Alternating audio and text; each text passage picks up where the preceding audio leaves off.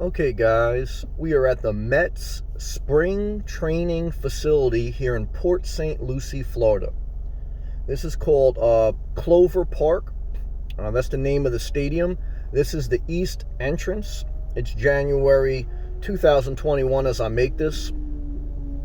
And it's clear skies. It's in the 70-degree Fahrenheit range. A little cool for South Florida, but it is the winter time, and in a couple months, I guess this spring training stadium will probably start going. Now, we are still in the midst of the coronavirus, so I'm not sure how much this will be used or was used in the last year. I know when I came here a couple years ago, it wasn't called Clover Park, so that must be a new advertiser name that is branding using the stadium. So as we make a left here and we turn this corner, you will see more of the stadium. So Port St. Lucie, which is where this stadium is located, is on the east coast of Florida, about an hour and a half to 2 hours away from Miami, north of Miami. And it's a nice town, Port St. Lucie. It's very much a growth town where a lot of people come to retire and live because there's somewhat of affordable housing. And see, when I came here years ago, none of these gates were here. So all these gates here, that's new. I used to be able to walk around. So it looks like they put a lot of things, I guess like everything in life, things become, let's just see if the front still. But time changes everything, in just 2 years, it's amazing how much things change. But you see, you got nice landscaping, and excuse the camera work, and this is the entrance here. I'll turn a little bit. There's no one here, because again, spring training has not begun, and even when it does begin, even though this is all open air, I don't know if they would allow the stadium to be packed due to the coronavirus. So right now you're looking at the main entrance, again, a Clover Park, the METS Spring Training Facility. It's a beautiful park. I mean, it's not too big. It's not Yankee Stadium. It's not Mets Stadium. It's a spring training stadium, where they work out their starters lightly, and they try to bring up-and-coming players to, move up the ladder and to possibly have their shot in the big leagues. But again, sports, entertainment, whether you're a singer, athlete, or a musician, with the coronavirus and not having these stadiums fully open at full capacity, you don't have revenue, or at least you don't have maximized revenue. And when you have reduced revenue, you have reduced salary, and then you have reduced opportunity. So I would say one of the biggest industries hit, not just travel and entertainment, but travel and entertainment, and sports is entertainment. It's paid entertainment. And athletes, all they are is entertainers. So it's a time period where there's going to be less opportunities for athletes, less opportunity for singers. And even after the coronavirus, maybe things, people have gotten used to watching concerts remotely. People have gotten used to the idea of playing sports without a packed stadium. And even though I'm sure that will come back to an extent, because that's very exciting, things have changed, guys. Once things change, they never go back. In life, things always change.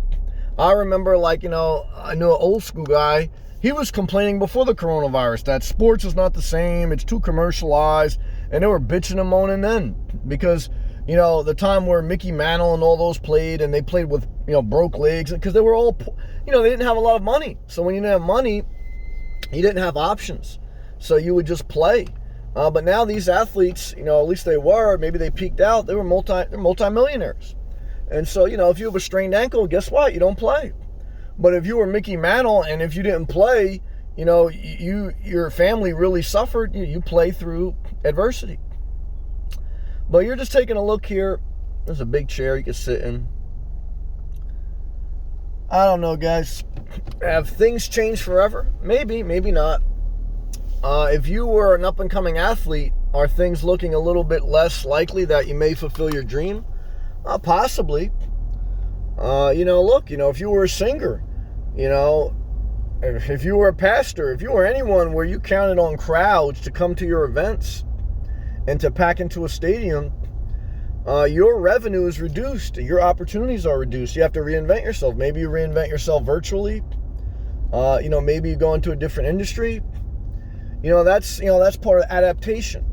The number one book I recommend is Who Moved My Cheese by Dr. Spencer Johnson. It's all about adapting, because that's what life is. Here's people. So I guess maybe these are some spring training messages. People throwing a baseball there. I don't know if you can see it to your left. So there's a little warm-up bullpen. It's one guy. He's about 6'5", 6'4", so he's probably nothing. He's throwing by himself against a retractable net. So, what I could tell you guys is Port St. Lucie has this stadium here, and we'll see how the coronavirus affects sports long term, how it affects entertainment and travel. After the vaccine, and the vaccine is starting to be deployed, will things go back to 100% normal? Leave a comment below. Now, when I say leave a comment below, the reason I say it is because it's a YouTube creator trick. The more comments you get, the more people interact with your channel, the more your channel grows. Do I really care what other people think? Not really. Guys, because who really knows? It's a disaster. That's all right. But I just tell you how it is so you guys know it's all fucking phony baloney. It's all phony, man. If you want to support the channel, click the blue join. Don't even leave a comment. It's just a fucking waste of time.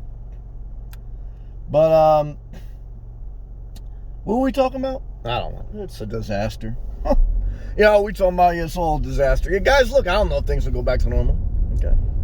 But what I can tell you is I just try to show you a glimpse of Florida. St. Lucie, Port St. Lucie. Okay. Because, guys, look, a lot of you guys don't care about anything other than you're in upstate New York and you hate life. And I understand, because I was in New Jersey. And what I could tell you is sell everything, get a job transfer, because the best thing that came out of the coronavirus was you being able to work remotely. And now people work remote, but they still stay in an area that doesn't inspire them. Why? Well, one is they still got kids there, and that's why I tell you, don't have kids. Or two is they got Stockholm Syndrome. What's that? Stockholm Syndrome is a psychological issue where you were abducted, but your captive left the door open, but you won't leave because psychologically you feel that it's safer to stay with your captive than to go free. You have a warped version of reality because you're scared to go out on your own and possibly fail.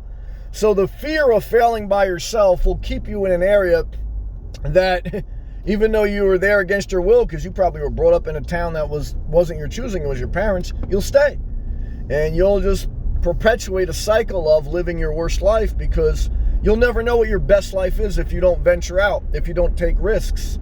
But calculate the risk, because if you think that you're going to move away from your parents and one of them or all of them are not going to hold that against you and maybe hold out inheritance, guys, it's all a game. Okay? And what I could tell you is if you don't play people's game, they may hold off giving you money. Okay? So you better be willing to work, you better have a savings account, and you better just be conscious that change causes disruption. And people don't like change, okay? And that's why people don't like to adapt, and that's why most people fail. So read the book, Who Moved My Cheese, keep a savings account, keep working, live below your means, don't have kids. And if you follow that advice, guys, I think you'll be able to do a lot of things in this world. Now, if you don't follow that advice, guys, you're watching my videos because you're trying to live through me. But I tell you, don't live through me, guys, because I'm just, I'm doing me. You got to do you. We all got a different way we want to live life. So, bottom line is, for this next 40 minutes, all I'm trying to do is stretch the video out to 10 minutes. Why? Because it's another YouTube creator trick. If you get your videos to like 10 minutes and above, they can run multiple ads, which gives you more money. Because look, guys, I said everything I wanted to say within the first couple of minutes. Now I'm just fucking dragging it out. Okay. But guys, I'm playing the game. Why? Because I really don't want to like take you around, take my time, do this bullshit. But, I like do videos, but, look, guys, it's all a game. Okay, it's all a game. Okay. And I'm just telling you what it's like behind the scenes. Okay. So I remember I went to go see, this is a real story. I grew up in New Jersey. I went to go see the Mets play when Darryl Strawberry played for the Mets. I went to Queens, the stadium in Queens. And I waited after the game for hours, for like 2 hours. I wanted to get an autograph with Darryl Strawberry. And Darryl Strawberry finally came out after 2 hours of waiting after the game. The game itself was 2 hours. Then I waited another 2 hours to see Darryl Strawberry. So I was at and you had to go to the stadium like an hour early to get parking. I was at the stadium for about 5-6 hours.